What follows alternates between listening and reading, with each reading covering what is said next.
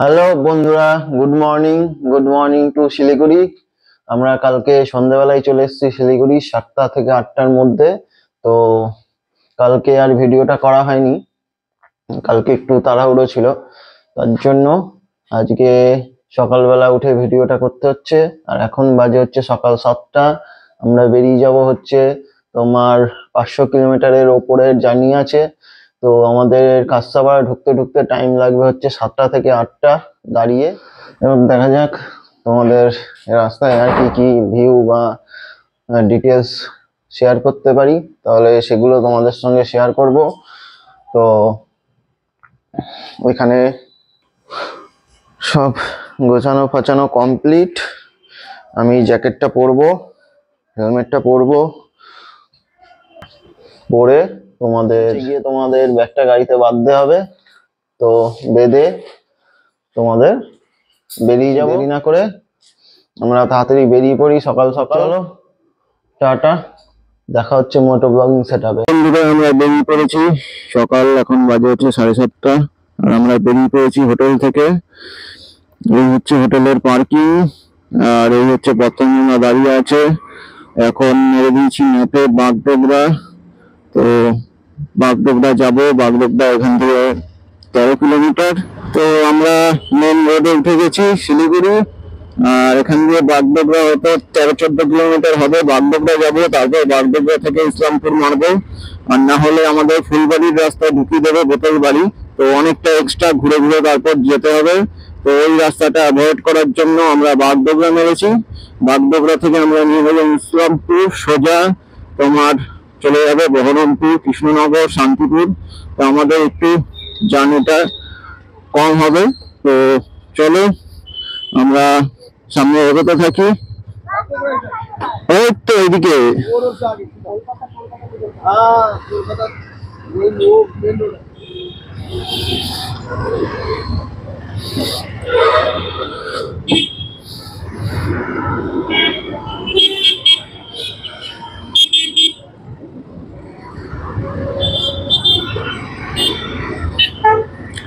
তো এই মোড় থেকে আমরা নিয়ে নিলাম ডান দিক, শিলিগুড়ি সবদের চক মোড়। এই মোড় থেকে আমরা নিয়ে নিলাম ডান দিক। আমরা এখন যাব হচ্ছে সোজা। সামনে প্রথম আমরা বেরিয়ে গেল। সকালবেলা শিলিগুড়ির রাস্তা পুরো।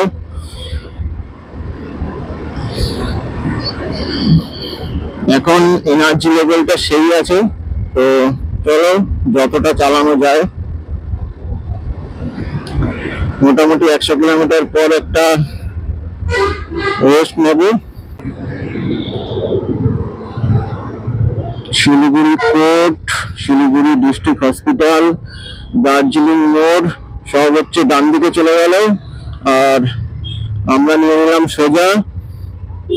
সোজা হচ্ছে তোমাদের বাগডোগরা ফ্লাইওভার।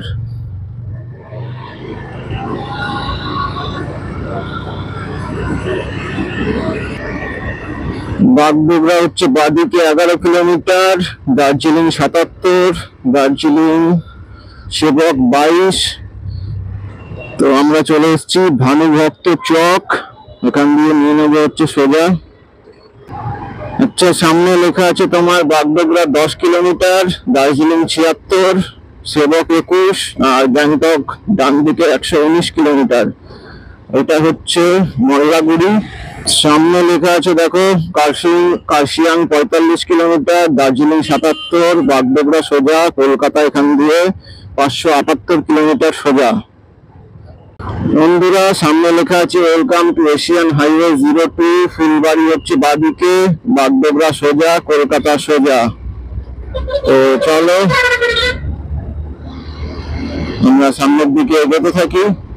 ফুলবাড়ি হচ্ছে ব্রিজের নিচে বাদিকে চলে গেল, আর আমরা যাব হচ্ছে সোজা তোমার বাগডোগরার দিকে। বাগডোগরা থেকে নিয়ে নেবো হচ্ছে ইসলামপুর।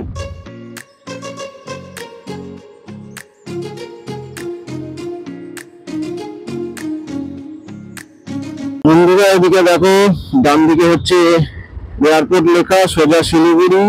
আর কি বেগুনডুবি। এটা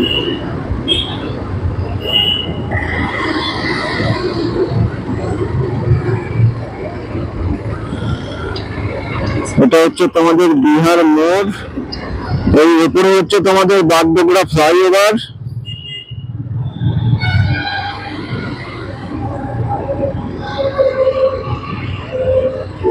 আর এখানে বাদিকে হচ্ছে কলকাতা এয়ারপোর্ট। আমরা যাবো হচ্ছে বাদিকে, বাদিকের সিগন্যাল দেওয়া আছে, আমরা নিয়ে নিলাম বাদিকে।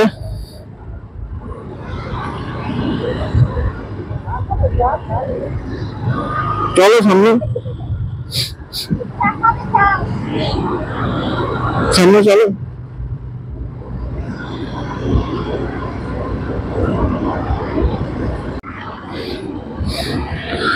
বন্ধুরা আমরা চলে এসেছি বাগডোগরা এয়ারপোর্টের সামনে। এই যে এখান দিয়ে সোজা গেলে হচ্ছে বাগডোগরা এয়ারপোর্ট। আর আমরা নিয়ে নেবো হচ্ছে এদিকে, সামনে হচ্ছে তোমাদের পুরো চা বাগান। বন্ধুরা সামনে কিষানগঞ্জ 92, রাজগঞ্জ 167, পূর্ণিয়া 172 আর মালদা এখান দিয়ে 224 কিলোমিটার সোজা। বন্ধুরা সামনে বোর্ড দেওয়া আছে, গাজওয়ালা এখান দিয়ে 206, দারভাঙা 305, কলকাতা 553 আর রাঁচি হচ্ছে 595 কিলোমিটার সোজা NH 31। আর বাদিকে হচ্ছে পুরো চা বাগানে ভর্তি। তোমার লখনৌ এখান দিয়ে 981, কলকাতা 551 আর ডালখোলা 100। হচ্ছে জলপাইগুড়ি, সোজা হচ্ছে ইসলামপুর।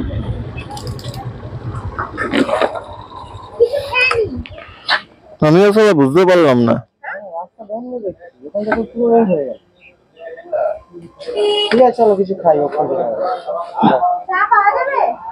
আমরা ইসলামপুরের আগে একটা জায়গায় ব্রেকফাস্ট করতে দাঁড়িয়েছিলাম।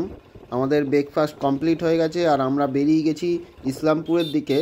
ইসলামপুর সোজা যাওয়া যাবে না, তোমাদের রাস্তাটা বন্ধ আছে, বেঁকে এরকম ব্রিজের নিচ দিয়ে তোমাদের যেতে হবে। আর এই যে দেখছো ব্রিজ ডান দিকে, এই ব্রিজের পাশ দিয়ে আমরা যাচ্ছি। আর এখান দিয়ে তোমাদের ইসলামপুর 48 কিলোমিটার, কিষানগঞ্জ 78 কিলোমিটার সোজা। তো চলো আমরা এখন সোজা যেতে থাকি আর দেখি আমাদের দুপুরের মধ্যে কতটা কমপ্লিট করতে পারি। তো আমাদের সন্ধেবেলা 7টার মধ্যে কাসাবার ঢুকতে হবে, আমাদের টার্গেট আছে।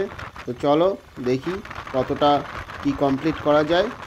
আর আমাদের সামনে রাস্তার অসাধারণ ভিউ দেখতে দেখতে সামনের দিকে এগিয়ে যাই।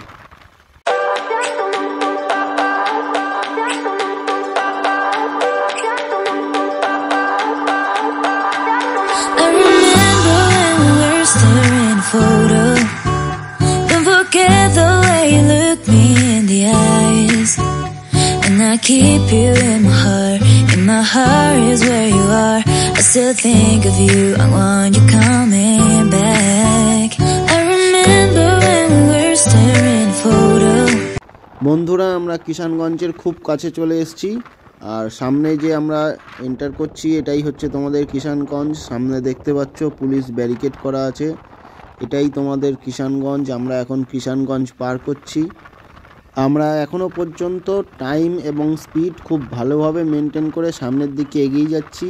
আর আমাদের সামনে একটা বোর্ড পড়েছে, বোর্ডে লেখা আছে পূর্ণিয়া 65, বেগুনসরাই 246 আর মুজফ্ফরপুর 363 কিলোমিটার সোজা।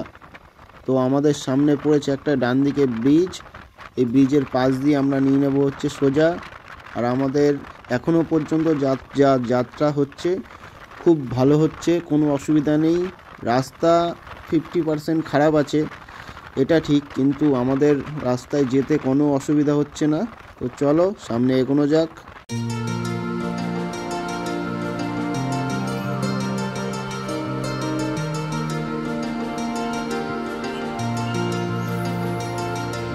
আমরা সকাল 7টা থেকে 7:30 শিলিগুড়ি থেকে বেরোনোর পরে এখনও পর্যন্ত জার্নি খুব ভালো যাচ্ছে, রাস্তায় কোনো অসুবিধা নেই।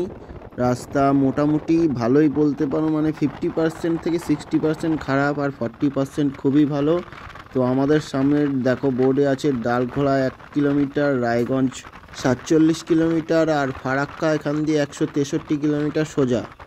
আর আমরা রায়গঞ্জ কিছুক্ষণের মধ্যেই পৌঁছে যাব। আর রায়গঞ্জে পৌঁছে আমরা ফার্স্ট লাঞ্চ কমপ্লিট করব। ওখানে লাঞ্চ কমপ্লিট করে তারপর সোজা বেরিয়ে যাব হচ্ছে ফারাক্কার উদ্দেশ্যে। ফারাক্কা ব্যারেজ পার করব, পার করে সোজা চলে যাব হচ্ছে বহরমপুর কৃষ্ণনগর। আর কৃষ্ণনগর টু চাকদা রাস্তা খুবই খারাপ। হ্যালো বন্ধুরা, আমরা চলে এসেছি এখন রায়গঞ্জ। আর রায়গঞ্জে এসে পুরোপুরি কেলাচ্ছি আমি আর দত্তাঞ্জন দা। এখন খাওয়া দাওয়া কমপ্লিট, তো এনার্জিটা টোটালি লস হয়ে যায়। বুঝতে পারছি না কিভাবে যাব। আস্তে আস্তে 10টা 11টা বাজে, তাড়াহুড়ো করা যাবে না, আস্তে আস্তে যাও। চলো দেখা হচ্ছে রাস্তায়। আর আমরা নিয়ে নিয়েছি এখন ব্ল্যাক ফরেস্ট কেক।